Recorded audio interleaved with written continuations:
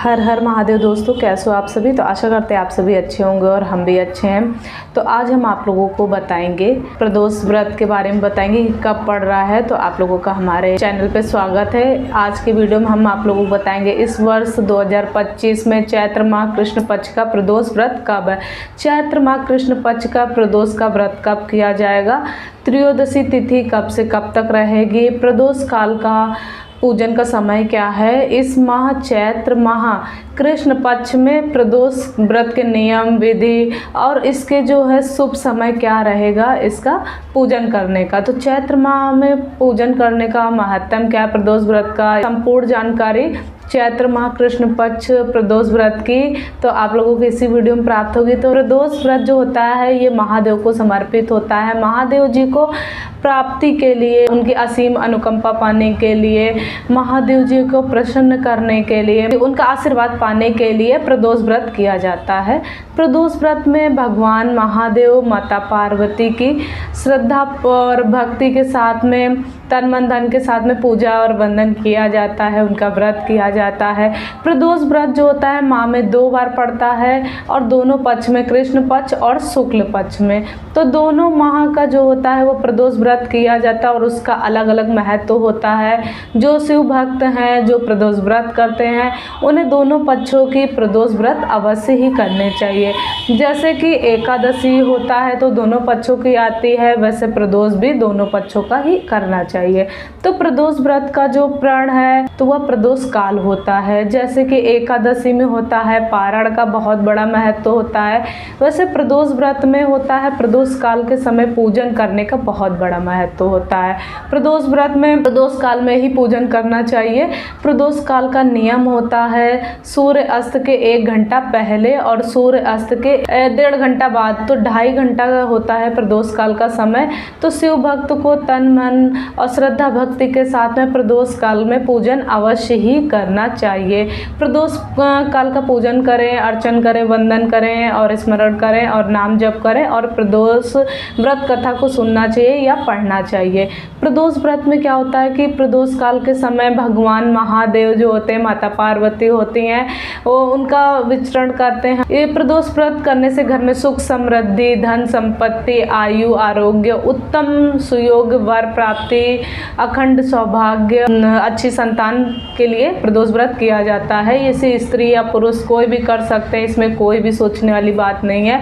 तो प्रदोष व्रत के दिन प्रातः जल्दी उठना चाहिए और स्नान आदि करके स्वच्छ और साफ वस्त्र धारण करने चाहिए। अपने मंदिर में या शिवाला हो या अपने घर के ही मंदिर में आसन लगा करके विराजमान हो जाएं और हाथ में अक्षत, पुष्प और बेलपत्री हो तो बहुत अच्छी बात है। नहीं, पुष्प लेकर के संकल्प करना चाहिए कि हे महादेव, हे माता पार्वती, आज मैं आपकी असीम अनुकंपा पाने के लिए आज मैं चैत्र माह कृष्ण पक्ष की जो है प्रदोष व्रत कर रहा हूँ या कर रही हूँ। तो हे भगवान, हमें अपनी शक्ति, भक्ति और अपनी असीम अनुकंपा प्राप्त कराएं, हमारे व्रत की रक्षा करें। ऐसा बोल करके हाथ में लिए जल और पुष्प, बेलपत्र उसको भोले बाबा के पास में छोड़ दें और जल छिड़क दें, चंदन लगा दें, अक्षत चढ़ा दें, धूप बत्ती दिखा दें, कपूर जला करके अर्चन कर लें। बेलपत्र, भांग, धतूर, समी पत्र जो कुछ भी आपके पास है भगवान महादेव जी को अर्पित कर दें। शिवलिंग हो या भगवान महादेव हो तो उन पे जल छिड़क दें या शिवलिंग तो जल चढ़ा दें और फिर उसके बाद मंत्रों का जाप करें। ओम नमः शिवाय का मंत्र का जाप करें, जितना अधिक हो सके उतना करें। तो इस मंत्र का जाप करें। उसके बाद में चैत्र माह कृष्ण पक्ष की प्रदोष व्रत कथा को सुनना चाहिए या पढ़ना चाहिए। तो भगवान की आरती करनी चाहिए और पूरा दिन व्रत रखें और शाम के समय में जब प्रदोष काल का समय है तो उस समय फिर से श्रद्धा भक्ति विश्वास के साथ में भगवान महादेव का पूजन करना चाहिए।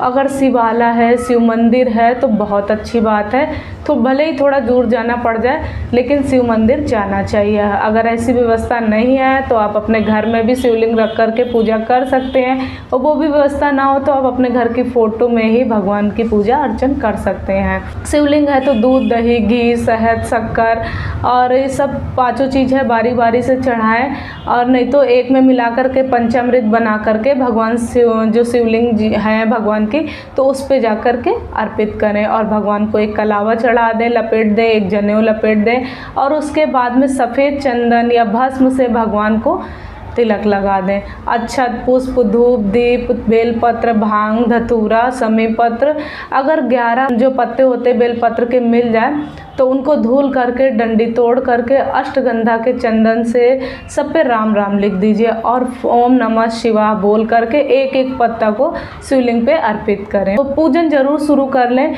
अगर पूजा आपकी भले ही लंबी चल रही प्रदोष काल में, शुरू कर लेना चाहिए, शुभारंभ हो जाना चाहिए। तो इस वर्ष 2025 में चैत्र माह कृष्ण पक्ष की त्रयोदशी तिथि का प्रारंभ हो रहा है बुधवार को, 26 मार्च को हो रहा है, देर रात्रि में 1:43 पे हो रहा है। जो अगले दिन गुरुवार को 27 मार्च को मध्य रात्रि में 11:31 तक रहेगा तेरस तिथि।